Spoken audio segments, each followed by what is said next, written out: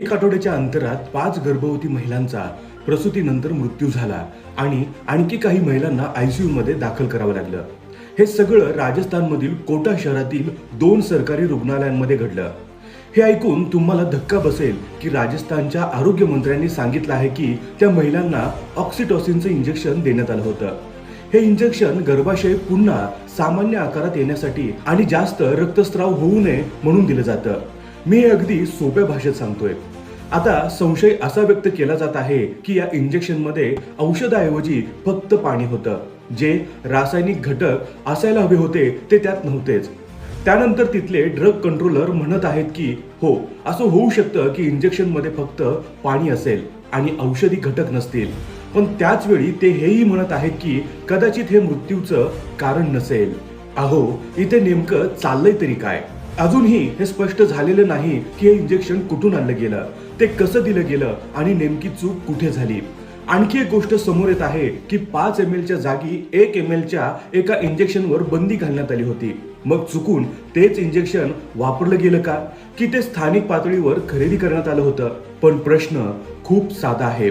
याआधी आपण मध्य प्रदेशात लहान मुलांबाबत अशाच घटना पाहिल्या आहेत। आता इथे महिलांचा प्रश्न आहे।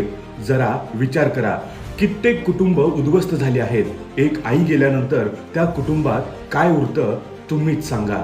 अशा प्रकरणांमध्ये उपाय अगदी सोपा आहे। सर्वप्रथम ज्यांनी ही चूक केली त्यांना शोधून काढलं पाहिजे, त्यानंतर त्यांना फाशीची शिक्षा दिली पाहिजे। कारण जर कठोर कारवाई झाली नाही तर उद्या पुन्हा एखाद्या दुसऱ्या राज्यात, दुसऱ्या रुग्णालयात, दुसऱ्या ठिकाणी अशीच घटना घडू शकते। एक साधा प्रश्न आहे, जर एखाद्या व्यक्तीचा जाणीवपूर्वक खून केला तर त्यासाठी काय शिक्षा असते?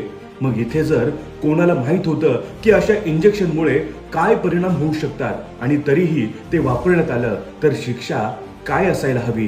कारण जर अशी प्रकरणं रोखायची असतील तर कठोर शिक्षा आवश्यक आहे।